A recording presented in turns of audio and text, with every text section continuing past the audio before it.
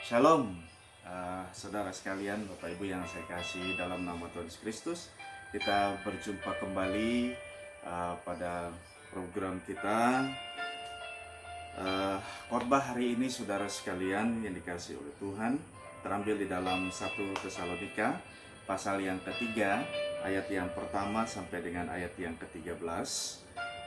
1 Tesalonika pasal 3 ayat pertama sampai dengan ayat yang ke-13, dan saya hanya bacakan satu ayat saja yang menjadi ayat inti kita, yaitu ayat yang ke-12. Demikian firman Tuhan. Dan kiranya Tuhan menjadikan kamu bertambah-tambah dan berkelimpahan dalam kasih seorang terhadap yang lain dan terhadap semua orang, seperti kamu juga mengasihi kamu. Bapak Ibu Saudara sekalian dikasih oleh Tuhan, tema khotbah pagi hari ini adalah berkelimpahan dalam kasih. Hidup berkelimpahan dalam kasih. Firman Tuhan yang terambil dalam 1 Tesalonika pasal yang ketiga ini didasari oleh kehidupan Rasul Paulus. Dia rindu sekali mengetahui kondisi dari jemaat yang ada di Tesalonika, sehingga dia mengutus seorang anak muda bernama Timotius untuk menguatkan jemaat di sana. Mengapa? Karena dikatakan pada ayat yang kedua sampai dengan ayat yang kelima, kemungkinan terjadi kesusahan.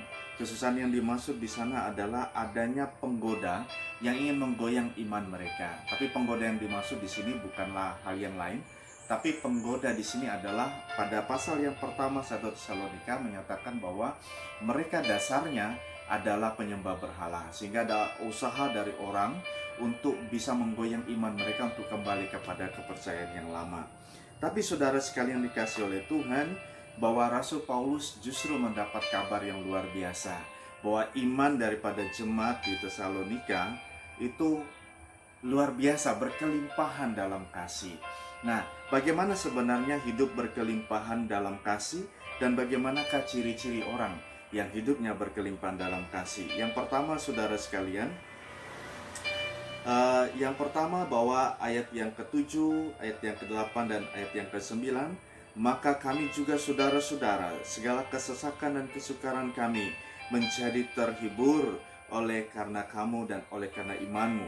Sekarang kami hidup kembali. Ayat yang ke-8 bagian A, bahwa orang yang hidupnya dalam berkelimpahan dalam kasih, pastilah hidupnya akan membuat semakin hidup.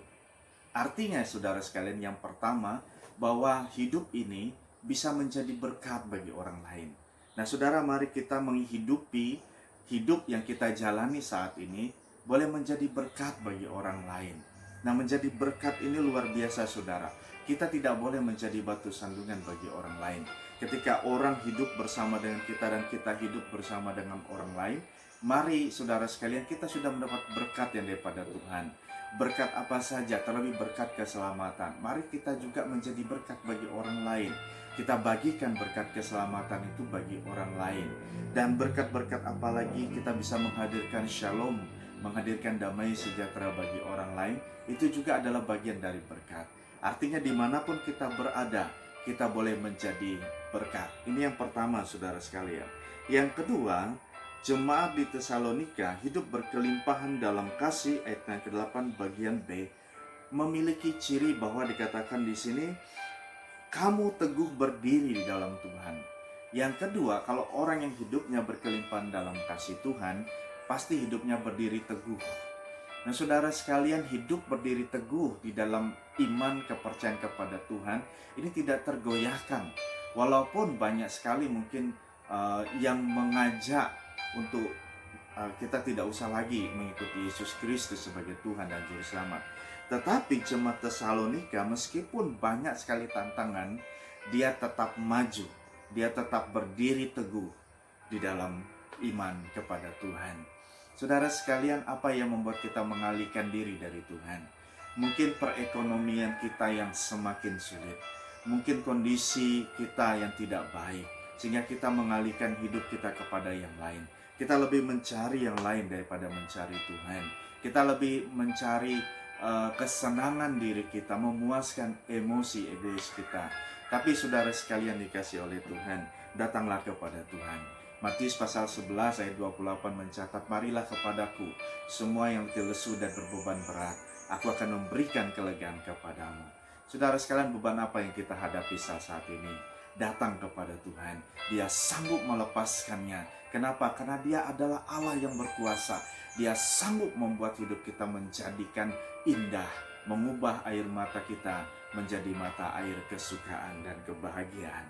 Yang ketiga, saudara sekalian, bahwa hidup berkelimpahan dalam kasih berdasarkan pada kehidupan jemaat di Tesalonika adalah ayat yang ke-9, ucapan syukur. Saudara sekalian, orang yang berkelimpahan dalam kasih pasti hidupnya selalu bersyukur, selalu mengucap syukur. Saat ini nggak punya uang, kita masih bilang, "Tuhan, terima kasih bahwa dengan hal ini saya pasti akan menerima mukjizat Tuhan. Tuhan, saat ini saya mengalami kelemahan tubuh. Saat ini saya percaya juga Tuhan izinkan ini terjadi. Pasti ada maksud Tuhan yang indah dan Tuhan pasti akan menguatkan saya." Saudara, jangan lupa Matius pasal yang ke-28 ayat yang ke-20. "Aku akan menyertai engkau," kata Tuhan, "sampai kepada akhir zaman." Bahkan berdasarkan di Mazmur 23 ayat 4, "Sekalipun aku berjalan dalam lembah kekelaman, aku tidak takut bahaya, sebab engkau, sebab Tuhan besertaku." Saudara, ini janji Tuhan. Kita nggak perlu takut. Tantangan boleh ada. Itu adalah bagian dari ujian kita. Tetapi ketika kita berharap bersandar penuh kepada Tuhan, saya percaya Tuhan akan meneguhkan kita. Roma 8 ayat 28, bahwa Allah turut bekerja dalam segala sesuatu untuk mendatangkan kebaikan.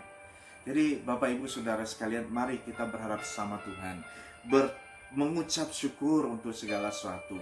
Kita boleh berhadapan dengan tantangan, tapi saudara sekalian ingat, di dalam syukur, di dalam mengucap syukur, di situ ada mukjizat Tuhan. Di dalam syukur, di situ kuasa Tuhan bekerja. Tapi sebaliknya, di dalam sungut-sungut kita, Tuhan tidak akan bekerja. Perhatikan perjalanan dari bangsa Israel di dalam perjanjian lama, saudara sekalian. Mereka keluar dari tanah perbudakan, tanah Mesir, menuju tanah Kanaan. Tetapi banyak sekali mereka bersungut-sungut. Yang terjadi apa? Malah mereka mendapatkan kutuk, mereka mendapatkan hal yang tidak baik. Tapi kalau kita bersyukur, saudara sekalian, itu tandanya bahwa kita percaya mukjizat Tuhan pasti akan datang kepada kita.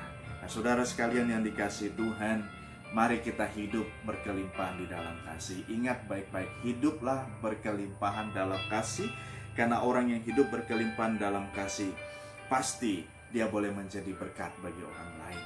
Yang kedua, orang yang hidupnya berkelimpahan dalam kasih, pasti hidupnya berdiri teguh di dalam Tuhan.